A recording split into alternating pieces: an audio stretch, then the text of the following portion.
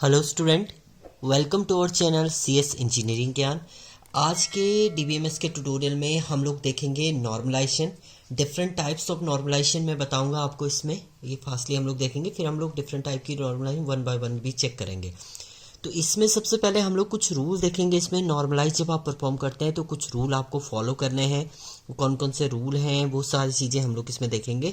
तो सबसे पहले अगर नॉर्मलाइजेशन की बात करते हैं तो normalization is a process of organizing data in a database. Database में डेटा को ऑर्गेनाइज करना, उसे स्टोर करना, एक्सेस करने का जो तरीका होता है वो आपका नॉर्मलाइज होता है।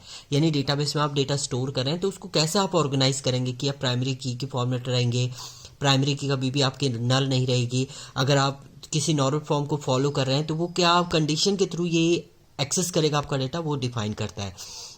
So normalization use to minimize the redundancy from a relation और सेट ऑफ रिलेशन। एक रिलेशन में रिपीटिशन प्रॉब्लम, रिडंडेंसी का मीनिंग यहाँ पर है रिपीटिशन होता है, तो उसे रिड्यूस करने के लिए हम लोग नॉर्मलाइजेशन का यूज करते हैं। Is use to eliminate desirable characteristics like insertion, updation, deletion, anomalies. मतलब जब आप इंसर्ट करें कोई डेटा, डिलीट करें, अपडेट करें, तो उस समय कोई डेटा का आपका लॉस ना हो, तो उसको डिफाइन करने के लिए हम लोग किसका यूज करते हैं, नॉर्मलाइजेशन का। तो यही चीज़ है, इसमें टेबल को एक प्रॉपर वे में ऑर्गेनाइज करना है अपने। डिवाइड द लार्ज टेबल, इसमें आपकी एक जो लार्ज टेबल होती है उसको सब टेबल में डिवाइड करते हैं, उसके बाद हम उसे प्रॉपर वे में ऑर्गेनाइज करते हैं। इसमें मेन जो लॉजिक होता है नॉर्मलाइजेशन का, वो रिडंडेंसी प्रॉब्लम को ही रिड्यूस करता है। इसके बाद आता है आपका when we normalize the database we have 4 goal. अब 4 गोल होते हैं आपके जब नॉर्मलाइज आप परफॉर्म करते हैं। Arrange data into logical group such that each group desire a small part of the whole.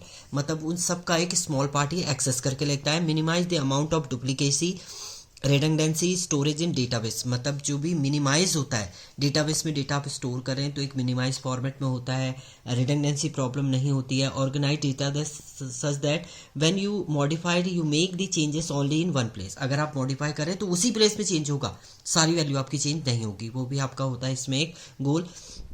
build a database in which you can access and manipulate the data quickly and if अगर आपने normal form के through data store किया है तो आप easily data को store कर सकते हैं, एक्सेस कर सकते हैं। तो ये सारे कंडीशन को डिफाइन करने के लिए हम नॉर्मलाइजेशन का यूज करते हैं। अब इसके बाद आता है आपका types of normal form. Normal form होती है आपकी 6 टाइप की, first, second, third, BCNF and fourth normal form and fifth normal form. तो ये डिफरेंट टाइप की नॉर्मल फॉर्म होती है। हर एक नॉर्मल फॉर्म का अपनी एक कंडीशन होती है जो फॉलो करता है।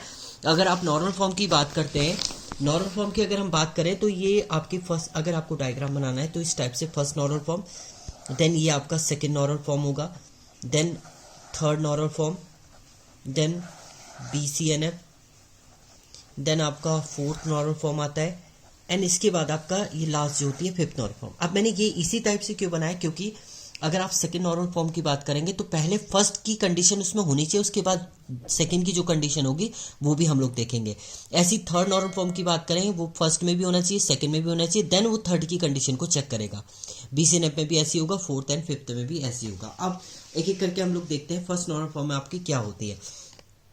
First normal form, a relation in A first normal form it contain the atomic value, it eliminate repeating group. मतलब इसमें जो भी वैल्यू होगी वो एटॉमिक फॉर्मेट में होगा। जैसे मान लीजिए आपने टेबल में कोई डेटा स्टोर किया है, आपने यहाँ पर एक फील्ड लिखी है एड्रेस। अब नेम, रोल नंबर, एड्रेस, मैंने A लिखा, रोल नंबर 1 लिखा, एड्रेस में मैंने देहरादून भी लिख दिया है, देहरादून एंड ऋषिकेश भी लिख दिया है। तो यहाँ पर ये बोलता है कि आपकी दो वैल्यू एक साथ नहीं आ सकती, आप एटॉमिक वैल्यू होगी। अगर आप इसे फर्स्ट नॉर्मल फॉर्म में कन्वर्ट करेंगे तो उस केस में अभी हम लोग प्रॉपर देखेंगे इसको। नेम, रोल नंबर, आपने एड्रेस लिखा तो एक बार A को 1 देहरादून आप लिखेंगे, एक बार A1 ऋषिकेश आप लिखेंगे। यानी ये जो वैल्यू है वो एटॉमिक होनी चाहिए, हर एक वैल्यू आपकी एटॉमिक वैल्यू होगी। ये डिफाइन करता है आपका फर्स्ट नॉर्मल फॉर्म।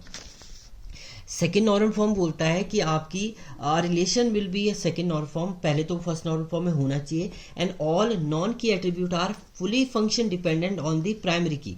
इसका मीनिंग ये कहता है कि अगर आपके दो एट्रीब्यूट मिलके किसी तीसरे एट्रीब्यूट को डिटरमाइन कर रहे हैं तो इसमें ये कंडीशन नहीं होनी चाहिए कि A अकेले में इसको डिटरमाइन नहीं करेगा, B भी अकेले में इसको डिटरमाइन नहीं करेगा। जब ये दोनों मिलेंगे तो ही आपका C को डिटरमाइन करेगा। यानी जो C है वो फुली फंक्शन डिपेंडेंट है A और B पे। जब A B चेंजेस होंगे, दोनों चेंज होंगे, तभी आपका C जो होगा वो चेंज होगा, इंडिविजुअल में नहीं होगा। तो ये एलिमिनेट पार्शियल फंक्शन डिपेंडेंसी को आप एलिमिनेट करते हैं सेकेंड नॉर्मल फॉर्म में। नेक्स्ट आता है आपका third normal form. Third normal form में जो कंडीशन होती है वो ये एलिमिनेट करता है आपका ट्रांजिटिव डिपेंडेंसी। अब ट्रांजिटिव डिपेंडेंसी क्या होती है आपकी, एक एट्रीब्यूट ए बी को डिटरमाइन कर रहा है, बी सी को डिटरमाइन कर रहा है, तो उस केस में ए सी को भी डिटरमाइन कर सकता है। तो यहाँ पर क्या है, ट्रांजिटिव डिपेंडेंसी हो जाती है, इससे एलिमिनेट करने का काम करता है आपका थर्ड नॉर्मल फॉर्म। तो उसमें आप डिफरेंट टेबल में इसको डिवाइड कर देंगे जिसमें ट्रांजिटिव डिपेंडेंसी आप रिमूव कर देंगे। इसके बाद आती है आपकी BCNF। BCNF ये थर्ड नॉर्मल फॉर्म का स्ट्रॉन्ग वे होता है, बॉयसी कोड नॉर्मल फॉर्म बोलते हैं इसको, and it is also called as a 3.5 normal form. ये भी आपका ट्रांजिटिव डिपेंडेंसी पे ही काम करता है, ये फुली सपोर्ट करेगा ट्रांजिटिव डिपेंडेंसी को, मीन्स एलिमिनेट करेगा।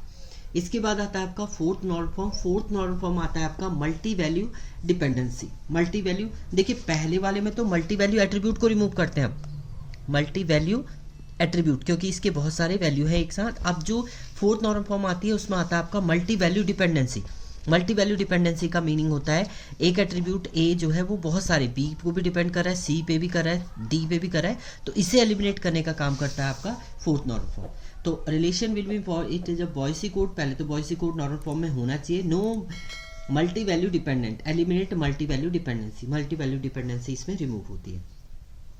इसके बाद लास्ट नॉर्मल फॉर्म होती है आपकी fifth normal form. Fifth normal form mainly deal करता है आपका जॉइंट डिपेंडेंसी। जॉइंट का मीनिंग है अगर आपने टेबलों को बहुत सारे पार्ट्स में डिवाइड किया, मान लीजिए ये आपकी एक ओरिजिनल टेबल है, ए आपकी एक ओरिजिनल टेबल है, इसमें आपने बहुत सारी सब टेबल बनाई A1 A2 A3। इसका मीनिंग ये कहता है कि जब आप A1 A2 और A3 को ज्वाइन करेंगे तो आपका ये तीनों से मिलके भी आपका ओरिजिनल टेबल ही बनना चाहिए। अगर ये दोनों टेबल आपकी सेम आती हैं तो ये आपका जॉइंट फिफ्थ नॉर्मल फॉर्म में होता है, अदरवाइज ये फिफ्थ नॉर्मल फॉर्म में नहीं होता है। अभी हम वन बाय वन इसको चेक करेंगे, पूरे मैं एग्जांपल के थ्रू आपको बताऊंगा कि क्या होती है आपकी जॉइंट डिपेंडेंसी। मेनली याद रखना है आपको, फिफ्थ नॉर्मल फॉर्म में आपकी जॉइंट डिपेंडेंसी को एलिमिनेट किया जाता है कि डेटा आपका लॉस नहीं होना चाहिए, यानी ये मेनली वर्क करता है आपका लॉसलेस डिपेंडेंसी पे। यानी आपने एक मेन टेबल को सब पार्ट में तोड़ा है, उसके बाद जब आप ज्वाइन करें तो आपका ओरिजिनल टेबल ही आपको मिलना चाहिए। अगर नहीं मिलेगा तो आपका वो फिफ्थ नॉर्मल फॉर्म में नहीं होगा, नहीं तो आपका वो फिफ्थ नॉर्मल फॉर्म होगा अगर आपको वो मिल जाता है। तो ये डिफरेंट टाइप के आपकी नॉर्मल फॉर्म है। अभी वन बाय वन हम लोग हर एक नॉर्मल फॉर्म को देखेंगे। Thank you student.